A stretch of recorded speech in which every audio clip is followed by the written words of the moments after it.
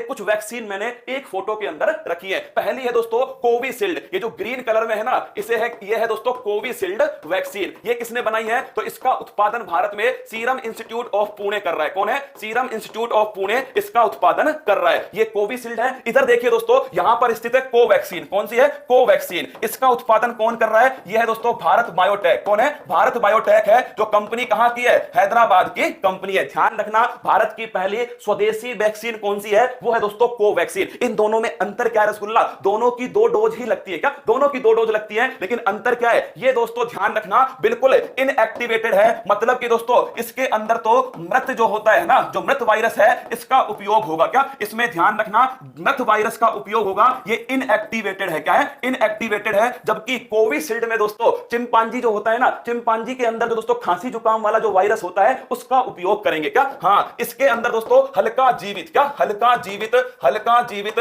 जो चिंपांजी के अंदर दोस्तों खांसी जुकाम करने वाला जो वायरस होता है, इसका उपयोग किसमें होगा? कोविशील्ड के अंदर होगा। दोनों की 2 डोज ही लगती है रसगुल्ला। क्या दोनों की 2 डोज लगती है? दोनों के अंदर ही समस्या है दोस्तों। किस चीज की? बुखार का आना, दोस्तों आपके हाथ पैर का टूटना, ये दोनों के अंदर ही समस्या है। तीसरी एक वैक्सीन है स्पुतनिक वैक्सीन। कौन सी? स्पुतनिक। दोस्तों ये जो स्पुतनिक है, ये रूस की वैक्सीन है। और ध्यान रखना, इस रूस की वैक्सीन के भी दोस्तों 2 डोज ही लगते हैं। और कमाल की बात है, स्पुतनिक वैक्सीन भारत में आ रही है। क्या स्पुतनिक वैक्सीन भारत में आ रही है? और दोस्तों ध्यान रखना, भारत में स्पुतनिक आ रही है और भारत के अंदर रेड्डी रिसर्च इंस्टीट्यूट के द्वारा इसे बनाया जाएगा। नोट कर लो दोस्तों, स्पुतनिक वैक्सीन भारत में आ रही है और रेड्डी रिसर्च इंस्टीट्यूट जो है दोस्तों, रेड्डी रिसर्च इंस्टीट्यूट, इसके द्वारा इस वैक्सीन को बनाया भारत में ही जाएगा। ये सब की सब डबल डोज वैक्सीन है दोस्तों। लेकिन ये वाली जो है स्पुतनिक लाइट, ये सिंगल डोज वैक्सीन है। क्या है? ये दोस्तों सिंगल डोज वैक्सीन है, स्पुतनिक लाइट लिखना, सिंगल डोज वैक्सीन। और ये किसने बनाई है? ये भी दोस्तों रशिया के द्वारा बनाई गई सिंगल डोज वैक्सीन। तो ध्यान रखना, भारत की पहली,